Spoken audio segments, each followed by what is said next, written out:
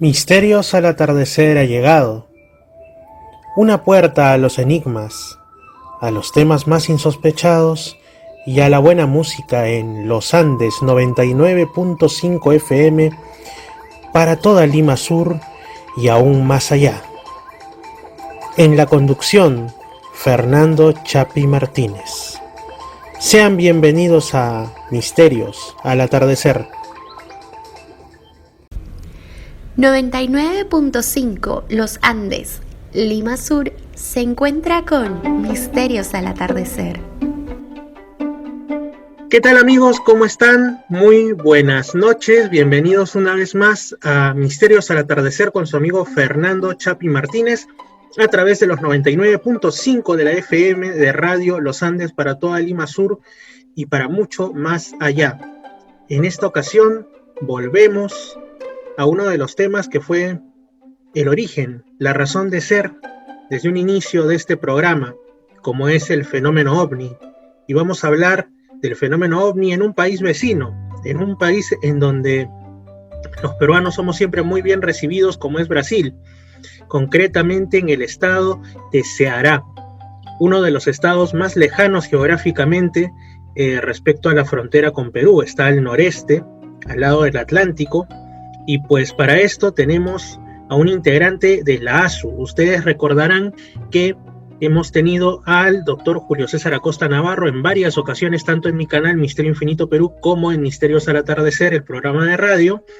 Y él es el presidente de la ASU, de la Latin American, la Academia Latinoamericana de Ufología Científica de Sao Paulo. Y justamente a quien tengo aquí conmigo es Yander Magalhães, quien es también integrante, es ufólogo, es integrante, además de ser profesor, es integrante de esta academia. ¿Qué tal, Yander? ¿Cómo estás? Saludos hasta allá, hasta Brasil, hasta Ceará.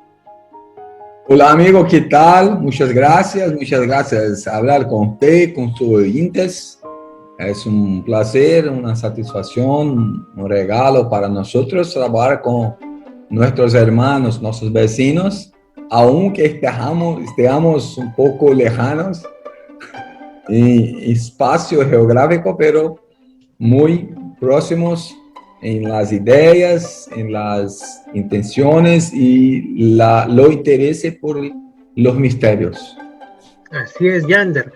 Pues tú has investigado el fenómeno OVNI, principalmente en tu estado, y también el fenómeno de las apariciones marianas. Pero empecemos, porque eso aquí en Perú es materia desconocida, empecemos por algunos casos OVNI que tú hayas estudiado, que sean, desde tu punto de vista, más representativos del estado en el que tú vives, de Ceará. ¿Cuáles son los que te parecen más interesantes o más impresionantes, más llamativos dentro de los que tú conoces? El estado de Ceará o la provincia de Ceará es una provincia que está ubicada al noreste de Brasil y es una región semiárida, muy seca. Nosotros no tenemos muchas variaciones de temperatura. Solo tenemos dos estaciones en el año, los inviernos y los verones, que son la época de lluvias.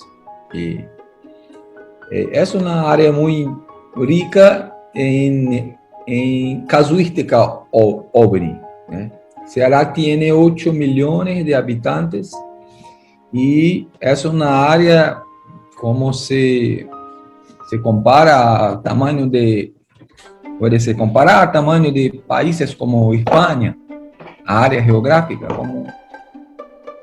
Y nosotros tenemos muchos casos importantes, interesantes en la ufología.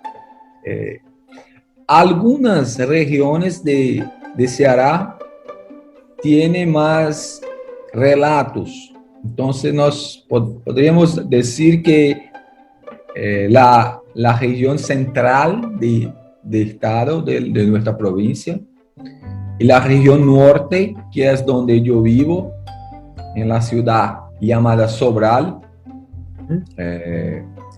Esta ciudad llamada Sobral, que yo vivo hoy, fue una ciudad donde en 1909 la equipe del cientista Albert Einstein estuve en Brasil y en Cabo Verde, la ciudad en Cabo Verde, para la prueba de la teoría de la relatividad por ocasión de un eclipse lunar, o perdón, un eclipse solar. Entonces, nosotros tenemos incluso acá un museo de la relatividad, museo del eclipse. Tenemos incluso una estatua de Albert Einstein. Oh, qué genial. Y fue en Sobral y en una ciudad en Cabo Verde, pero en Cabo Verde el tiempo estaba cerrado y la otra equipe de los científicos no tuvieron la oportunidad de hacer la comprobación. Y entonces Sobral fue la ciudad donde la equipe de Albert Einstein, que no estuve en Sobral, estuve en São Paulo, ¿no? Como nosotros llamamos acá, en São Paulo, y su equipe estuve en Sobral. Entonces, hace muchos años, entonces que Sobral tiene esta relación cósmica. Entonces, nosotros tenemos muchos relatos.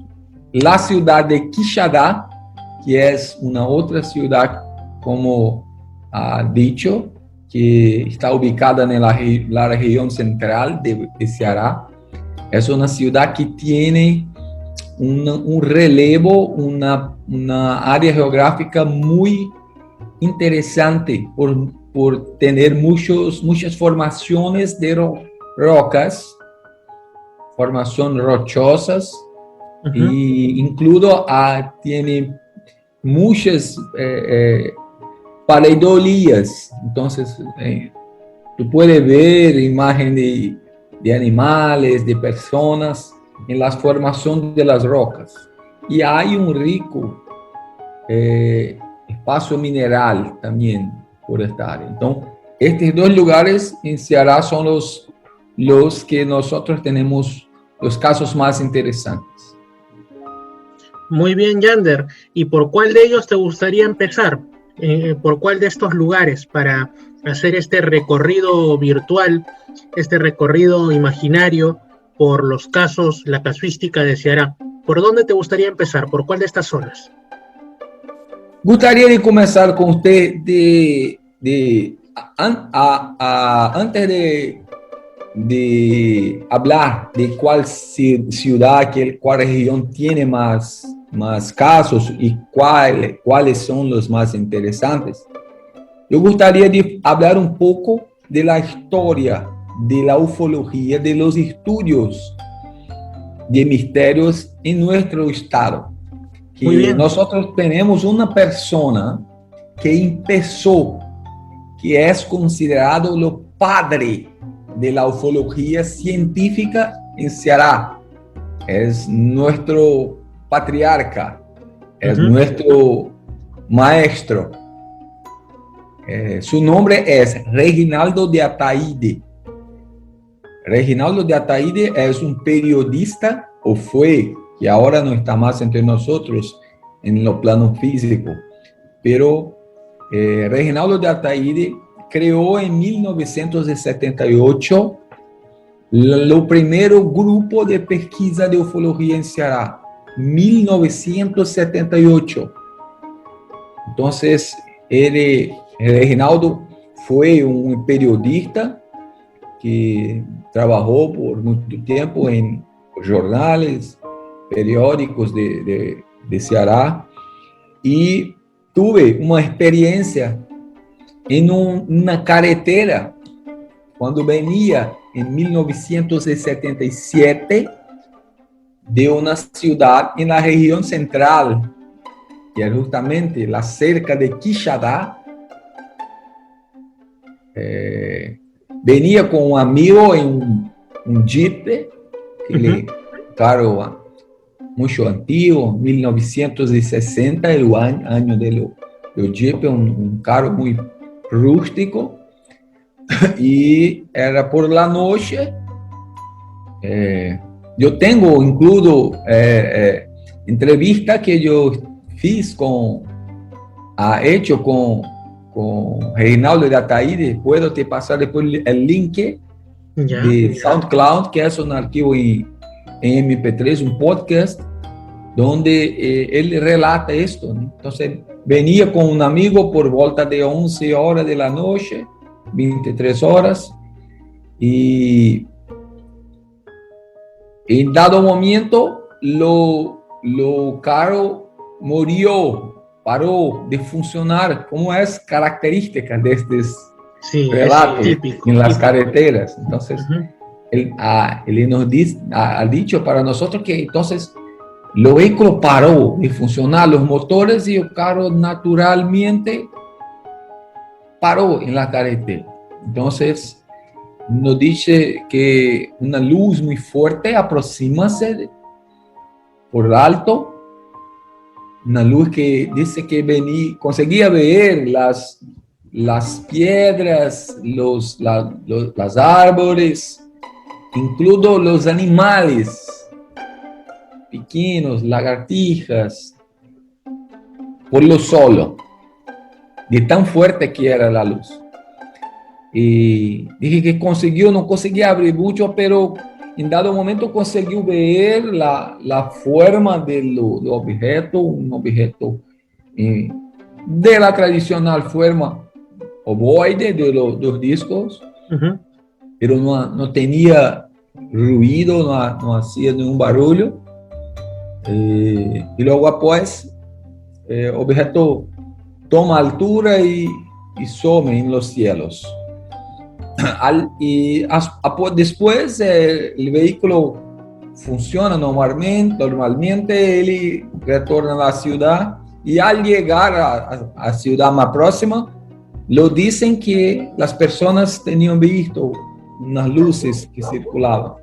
Entonces, este hombre llamado Reinaldo de Ataíde fue que un año após esto empezó las pesquisas y creó un grupo llamado CPU, que es el Centro de Pesquisas Ufológicas en Ceará. Entonces, empieza a investigar todos los fenómenos o los fenómenos más importantes que ocurrieron en Brasil, en Ceará especialmente,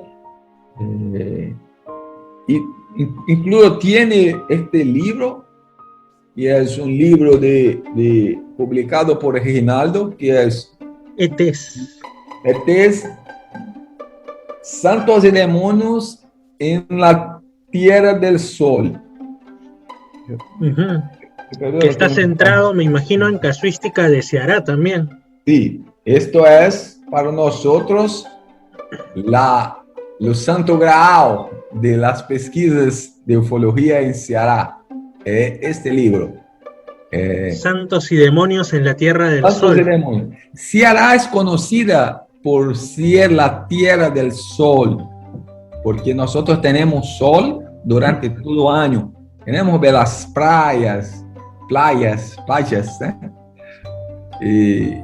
Y él fez este estudio, y una de las pesquisas más importantes de Reinaldo de Ataíde es, estoy buscando para mostrarte, fue el caso llamado Caso Barroso.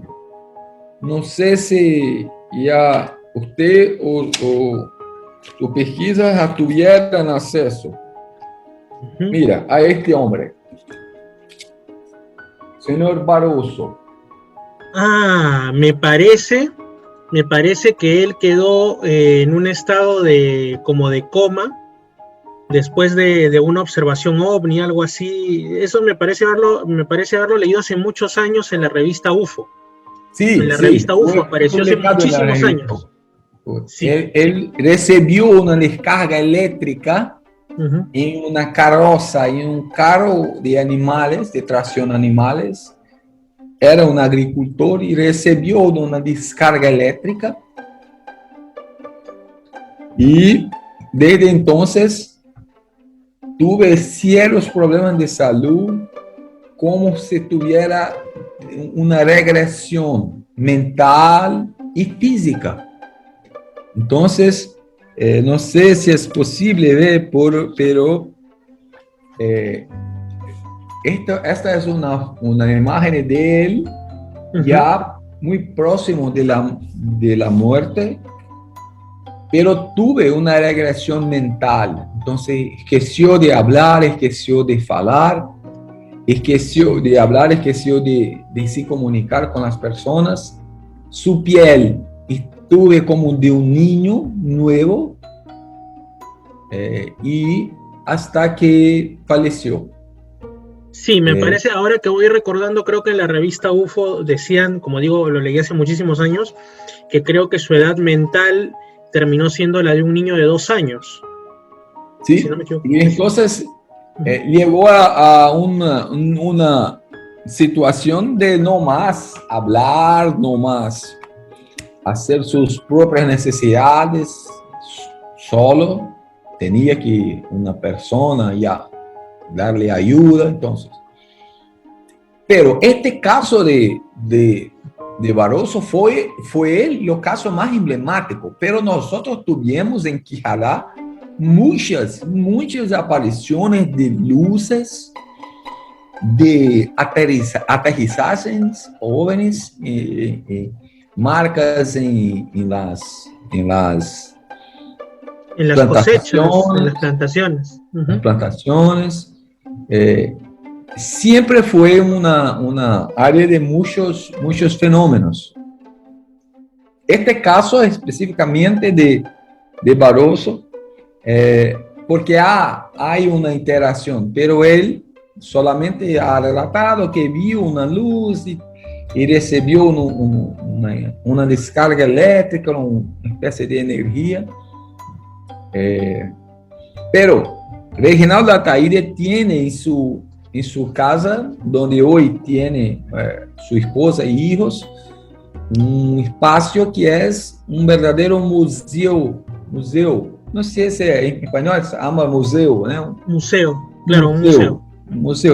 Museo es una forma de decir, porque son materiales que él mismo, a lo largo de muchos años, más de 30, casi 30 años, reunió y tiene muchas, como así decir, muchos materiales, incluido pelos de ángeles. Que nosotros, el fenómeno que le llaman cabello de ángel que cae del cielo. Cabello de ángeles, sí. Ajá. Ok, que lo logró recolectar.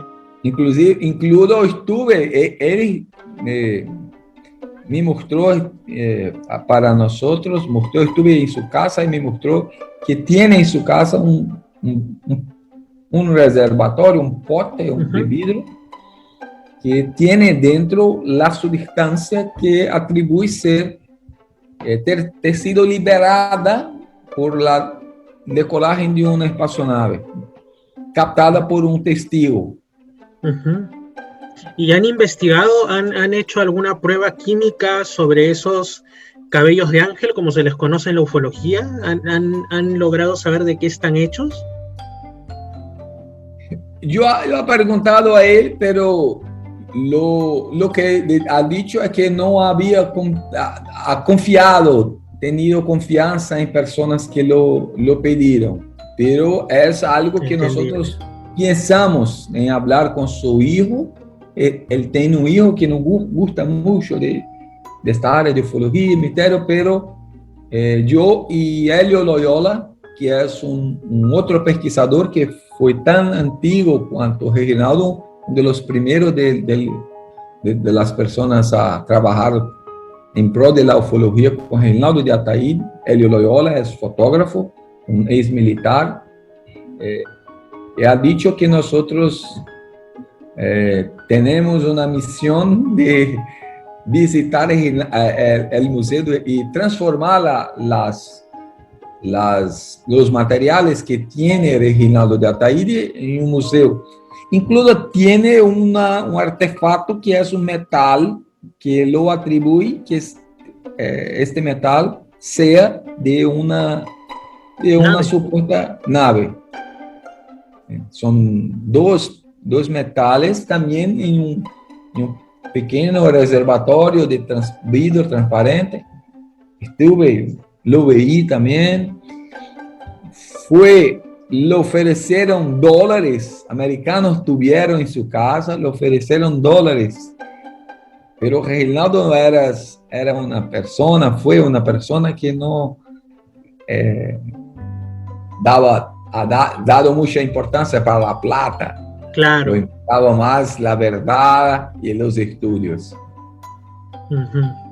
Qué interesante. Me gustaría también algún día poder conocer esa casa museo, porque generalmente en la casuística ufológica se dice que estos cabellos de ángel, estas sustancias finas que caen en algunos avistamientos ovni, al caer al suelo se desintegran, desaparecen, pero él logró, al menos algunos, tenerlos ahí en reserva. Eso me llama mucho la atención.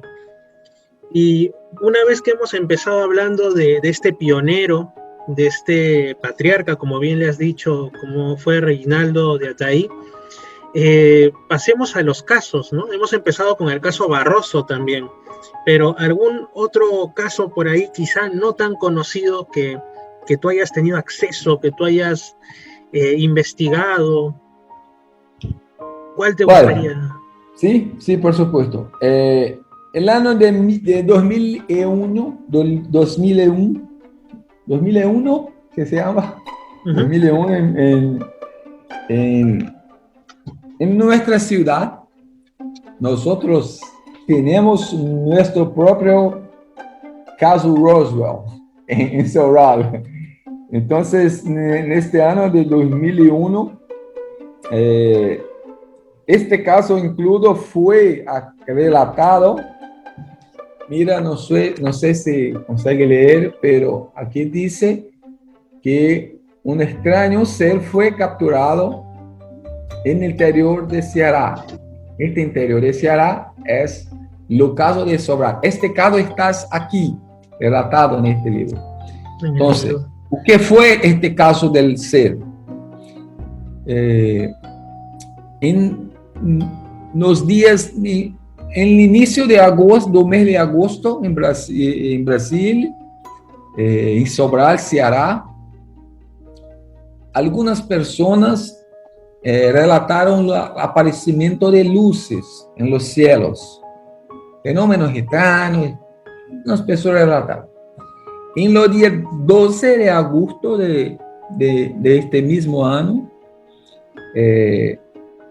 nosotros tenemos en la región más lejana de la ciudad, una área salvaje de floresta. Nosotros tenemos una vegetación que no es tan rica, tan fuerte, pero tenemos una vegetación propia que nos la llamamos de caatinga, que es una vegetación característica de nuestra área. Entonces, junto con estas luces, tuvimos acá también la muerte de animales. Algunos animales aparecieron, surgieron muertos en las facendas, en los sitios. Y en esta región, nosotros tenemos en Brasil un instituto llamado IBAMA, que es un instituto federal que trabaja con conservación del medio ambiente, la preservación de la naturaleza, preservación ambiental, llamado IBAMA. Y nosotros tenemos en Sobral una serie de IBAMA. Entonces las personas le relataron a IBAMA que algunos animales habían sido muertos en esta área y ellos construyeron una armadilha, una especie de estructura para capturar animales que lo pensaban que podría ser una onza, un perro salvaje. Entonces montaron una estructura y por las inmediaciones, la región. Como una trampa para animales. Exacto, Claro. exacto. Pero una trampa un poco mayor, no tan pequeña, no tan chiquita, un poco mayor. Entonces, en el día 12 de agosto,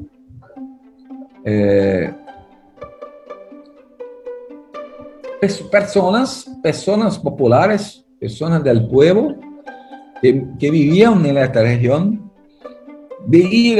tuvieron contacto con esta trampa y que tenía una especie de jaula, y vieron que la trampa había capturado un ser. Interesante. Un ser. Y personas populares lo vieron, fueron testigos, incluido una persona que es periodista. Todas las personas vieron los seres. Yo tengo acá la descripción de los seres.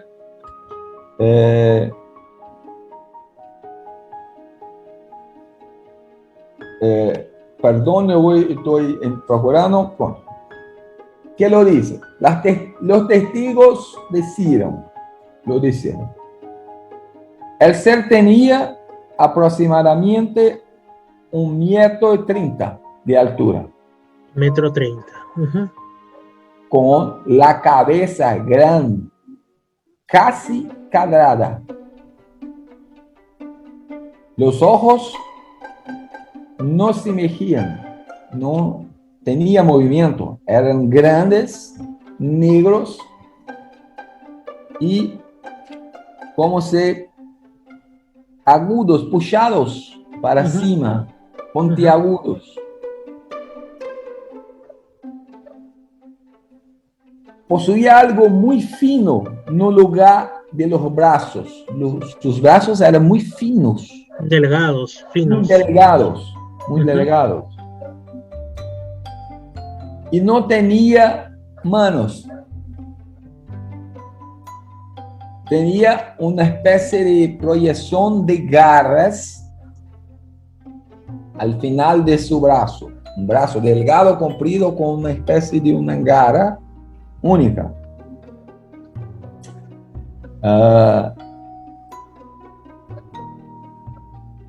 La cabeza no tenía ningún pelo. No tenía cabello, no tenía pelo en la cabeza. Y su fase, su rostro, afinaba en lo queixo, la parte inferior. En la quijada, en el mentón, claro. Lo nariz, ¿cómo se llama? Nariz mismo en español. Sí, nariz también, sí. Lo nariz tenía una forma de acento til. Él es como un triangular, en formato triangular, y muy fino. Y no se veía las fosetas nasales. Su boca también era muy delgada y puxada para abajo. No falaba ni gruñía. Solo miraba fixamente las personas. Dice aquí. Exhalaba un fuerte olor. Un fuerte olor. Y sus patas eran cortas y achatadas. Las piernas tenían una especie de hinchazo en lugar de las coxas y la afinaban no que parecían ser las rodillas. Ujú. Entonces, este ser muy extraño, no tenía pelos, pero en su cabeza, pero tenía en su cuerpo. Este ser fue visto por muchos populares, por muchas personas, y luego pues las personas de IBAMA, los funcionarios de IBAMA, los hombres que trabajaban para el órgano, capturaron el ser, tiraron de la trampa y lo llevaron para la sede, lo escritorio del órgano. Y en 2001 en Sobral, nosotros muy raramente veíamos helicópteros. Y en este día tuvimos acá una gran movimentación de personas de las Fuerzas Armadas de Brasil, y un helicóptero militar estuve en IBAMA, o que nosotros creemos que fue para el transporte de la criatura, del ser. Que para nosotros fue algo muy extraño, muy sin explicación. Y este periodista tenía un programa de radio en Brasil, en Ceará, en Sobral, y en otro día él habló en su programa: atención mis oyentes, yo fui testigo de algo increíble, y la mañana yo voy a decir todo lo que vi en mi programa. Solo que el día siguiente él no habló más sobre el tema, y nos dice en pesquisa, en conversas de nuestro grupo de estudios, que fue orientado por personas que no conocía, fue amenazado a no hablar del asunto con las personas, y mucho menos en micrófonos de la radio.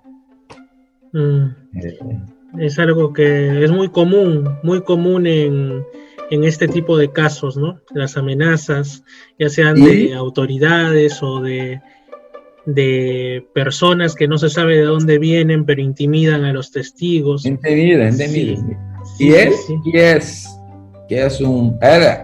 tenemos como hombre muy corajoso, tiene miedo. Entonces, la intimidación, creo yo que puede ter sido muy fuerte para conseguir tu silencio.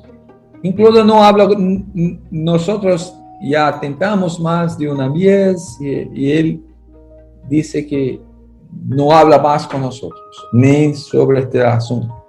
Pero tenemos las pruebas de que él anunció que tenía visto en programa anterior. Fue como leer los periódicos de Roswell. Que ha dicho. Y de ahí ya ha cambiado la versión. Entonces, no tuve esta historia, vamos a que sí. Y en 2009, el año de 2009 fue un año muy, ¿cómo puedo decir? Muy movido. Con mucha desaparición. Tuvimos una ola de aparición, una oleada ovni en Ceará. Una oleada ovni en Sobral. Entonces, nuestra región tiene un río llamado Río también. Creo que comprendes un río. Sí, claro. En español también se dice río, sí. Un río llamado Río Acaraú. Es un gran río que cruza muchas ciudades hasta llegar al Océano Atlántico.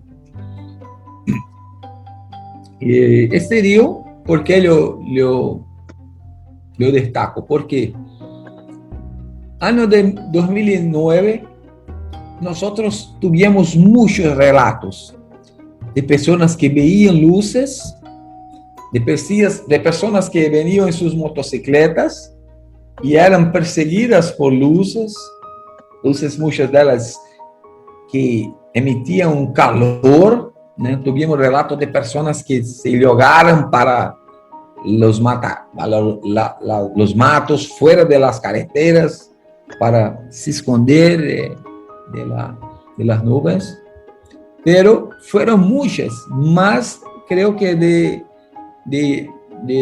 enero a abril, más de 50, 55, 60 apariciones registradas por nosotros. Incluso tuvimos que hacer entrevistas para las emisoras de TV, emitiendo nuestra opinión. Y o que nosotros descubrimos que los relatos, los testigos, tenían una característica. Todos ellos eran muy cerca del río Acaraú, las márgenes del río Acaraú. Incluso tuvimos un testigo que nos ha dicho que ha habido una luz, una nave sobre las aguas del río. Como si navegara, como si flotara sobre el río. Flotando sobre las aguas del río, haciendo un movimiento como ondulante, una mola de variación sobre las aguas, sobre el espejo del río, ¿no? Y entonces, en final de abril, nosotros recibimos una ligación telefónica de un amigo de Fortaleza, que un grupo de americanos, ellos vinculados al Bigelow Aerospace, que es un grupo de estudios, de pesquisas aeroespacial del John Bigelow, que es un billonario norteamericano, así como Elon Musk, que estos billonarios. Nos preguntaron si podrían participar de un encuentro de nuestro grupo. Entonces, en Sobral tenemos también un grupo llamado CSPU, que es hijo del CPU, el grupo CPU de Reinaldo de Ataíde. Entonces, recibimos en 2009 4 americanos. Una señora llamada Melissa, que se decía una servidora, funcionaria de Bigelow Aerospace. Un otro llamado Lucas, que se presentaba como el traductor oficial, pero tuvimos la oportunidad de conversar en inglés sin problema con ellos, incluso con Melissa, y más 2 de ellos que hacían la parte de seguridad del grupo. Entonces tuvieron en nuestra reunión, nos preguntaron a nosotros sobre esta oleada, o que nosotros conocíamos. Y yo tuve la oportunidad de preguntar a Melissa, ¿cuál es la principal motivación para tu visita? Entonces ella nos dice que ha dicho que estaban a procura de estos acontecimientos y saber si nosotros teníamos alguna información sobre mecanismos de propulsiones de las naves. Entonces, ya estaban a procura no de comprobar si tenía o no estos fenómenos. Ellos ya sabían que existía. Ya sabían que tenía. Y estaban a procura la información. Estaban a procura, en busca de saber algo más incluso con interés económico, de saber si conocíamos algo de sistemas de propulsión. Pero, infelizmente, no sabíamos, no teníamos aún, solamente las pesquisas, los relatos de estos casos, que fue los más importantes que así nosotros consideramos. ¿Y cuáles son esos casos, estimado Yander? ¿Cuáles son esos 3 casos que para ustedes son los más importantes, los que quisieran destacar? Los estudios de la fenomenología OVNI, tú puedes decir o puedes clasificar en diversas grados, ¿no? Podemos decir. Hay los fenómenos de primero, segundo, tercero, ¿no? Grados, sí, como hay la clasificación. Nós tenemos un caso muy interesante en una ciudad muy cerca de Sobral llamada Massapé, donde un hombre llamado Antero relata que en determinado momento estaba en una zona rural, fuera, lejano de la ciudad, y tuve contacto con una fuerte luz y desfalleció, cayó en lo solo, y ha dicho que fue abducido. Estuve con seres,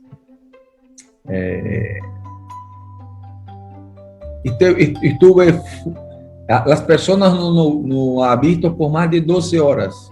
Estuve desaparecido. Me fue encontrado después. Pero muchas informaciones que Antero nos dice, cuando empezó la historia, nos creemos, ¿no? Dice que tenía contacto con personas de otros planetas, pero el caso fue tomando otro rumbo, otra característica que para nosotros tuve confusión con fantasía. Entonces, él empezó a decir que hacía curaciones, a vender productos, que después nosotros, incluso yo particularmente no tengo tanta certeza, pero es uno de los casos que es considerado uno de los más relatados, el caso Antero, ¿no? Él dice características de los seres que son como personas nórdicas, la piel blanca, los pelos claros, pero no hay para nosotros ni una mensaje más importante. Tenemos un otro caso del señor Manuel en la ciudad de Maranguape, que es una ciudad muy cerca de Fortaleza, que es la capital. No sé si conoce la ciudad de Fortaleza. Sí. Entonces, señor Manuel Paulo César. Paulo César es un hombre por más de 65 años que trabaja con conceptos de electrodomésticos, de radios, televisiones. Electricista, reparador de... Sí, reparador de objetos electrónicos, electroelectrónicos. Sí. Entonces, en 2012, año de 2012,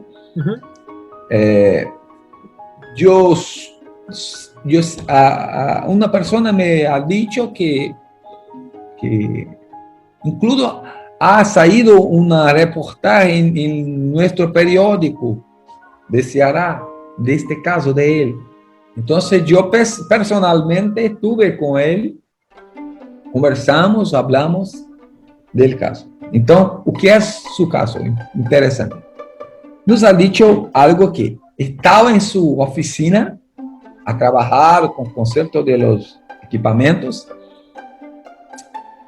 y de repente llega en su oficina una fuerte luz que clarea todo y le aparecen dos personas, dos seres extraños, diferentes, muy largos, altos, con una forma muy parecida con los Greys, pero con características más humanas. Y hablan con él. Dicen que que él no se asuste, que no tenga miedo, que están en paz y que ya vivieron en la tierra há muchos años atrás, pero hoy viven en otro local y ahora están a visitar la tierra porque están preocupados con los hombres. Y ha dicho para él que, y él pregunta para los seres, ¿no? Hace una comunicación. ¿Qué pasa? ¿Cuál es el problema? Entonces los seres le dicen que hay que tener mucho cuidado con los aceleradores de partículas, que es algo que en 2012 aún estábamos empezando esta tecnología. Lo dicen los seres que es algo muy peligroso para él. Y lo más importante, yo lo pregunto, ¿cómo hablaba con ustedes? ¿Por forma telepática? Y él decía, él no mexía la boca, pero yo escuchaba ellos hablar. Pero él no hablaba en portugués de Brasil, lo hablaban en portugués de Portugal, que es que nosotros tenemos una diferencia de sotaque, de una variación, sí. Así como el español también tiene, pero la diferencia de portugués de Portugal para Brasil es muy perceptible. Entonces, decía que los seres tenían una comunicación con él, con una voz muy parecida con voz de computadora, de un ordenador, y con portugués de Portugal. Como si estuvieran usando un traductor mecánico, algo así, para poder efectuar esa comunicación, sí. Como si no fuera natural. Y que para un señor de 65 años, criar una historia como esta es algo impensable, únicamente. Entonces tiene todos los elementos de que los seres... Este fue uno de los casos más emblemáticos también que nosotros podemos relatar para usted y tus oyentes.